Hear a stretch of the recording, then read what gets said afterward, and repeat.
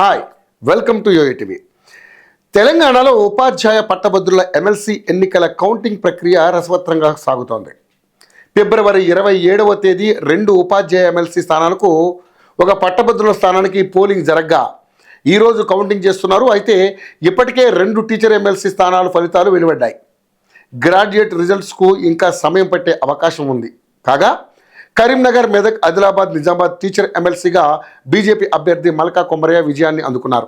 Nalgonda, Khammam, Warangal teacher ఎమ్మెల్సీగా PRTU అభ్యర్థి శ్రీపాల్ రెడ్డి విజయం సాధించారు. తెలంగాణలో ఉపాధ్యాయ ఎమ్మెల్సీ ఎన్నికల్లో ఆసక్తికర ఫలితాలు వెలువడ్డాయి. కరీంనగర్, మెదక్, నిజామాబాద్, ఆదిలాబాద్ టీచర్స్ ఎమ్మెల్సీగా బీజేపీ బలపరిచిన అభ్యర్థి మల్కా కొమరయ్య భారీ విజయం నమోదు చేశారు. అయితే ఈ స్థానంలో కాంగ్రెస్, బీఆర్ఎస్ పార్టీలు ఎమ్మెల్సీ అభ్యర్థులను ప్రకటించకుండా దూరంగా ఉన్నాయి. ఆదిలాబాద్, నిజామాబాద్, కరీంనగర్, మెదక్ ఉపాధ్యాయ ఎమ్మెల్సీ స్థానానికి జరిగిన ఎన్నికల్లో బీజేపీ బలపరిచిన అభ్యర్థి మల్కా కొమరయ్య విజయం సాధించారు. మొత్తం 25,000 పైచిలుకు ఓట్లు పోలవగా వాటిలో 897 ఓట్లని చెల్లనివిగా గుర్తించారు. మల్కా కొమరయ్యకు 12,959 ఓట్లు పోలయ్యాయి. మొదటి ప్రాధాన్యత ఓట్లతోనే విజయం సాధించారు మల్కా కొమరయ్య. 5,777 ఓట్ల ఆధిక్యంతో బీజేపీ అభ్యర్థి మల్కా కొమరయ్య గెలుపు బావుట ఎగరవేశారు. పీఆర్టీయూ అభ్యర్థి వంగ మహేందర్ రెడ్డికి 7,182 ఓట్లు పోలయ్యాయి.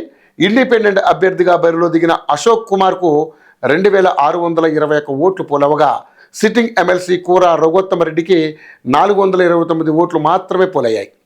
ఎన్నికల రిటర్నింగ్ అధికారి కరీంనగర్ జిల్లా కలెక్టర్ మల్కా కొమరయ్యకు గెలుపు ధృవీకరణ పత్రాన్ని అందించారు.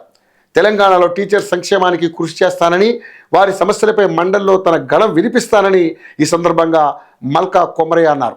మల్కా కొమరయ్య గెలుపుకు సహకరించిన ఉపాధ్యాయులకు బీజేపీ అధ్యక్షులు కిషన్ రెడ్డి ధన్యవాదాలు తెలిపారు. తెలంగాణ టీచర్ల సమస్యలపై బీజేపీ పోరాటం చేస్తుందని, వారికి అండగా నిలుస్తుందని కరీంనగర్ ఎంపీ బండి సంజయ్ అన్నారు.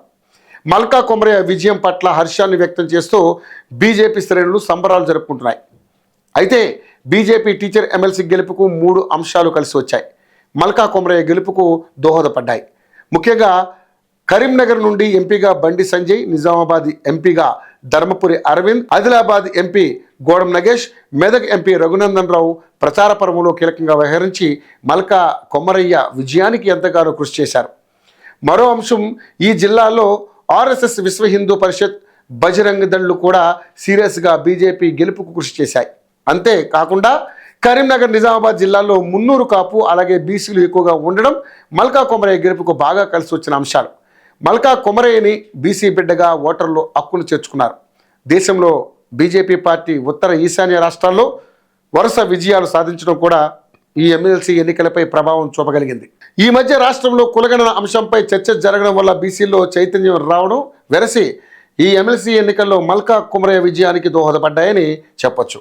మల్కా కొమరయ్య బీసీ సామాజిక వర్గానికి చెందినవాడు కావడం, మల్కా కొమరయ్య ఆర్థికంగా బలమైన అభ్యర్థి కావడం, ఢిల్లీ పబ్లిక్ స్కూల్ వంటి విద్యా సంస్థలు ఉండడం, తెలంగాణలో కొంతమంది పేద విద్యార్థులకు ఉచిత విద్య అందించడం, మల్కా కొమరయ్యపై ఎలాంటి ఆరోపణలు లేకపోవడం కూడా బాగా కలిసి వచ్చిన అంశాలు.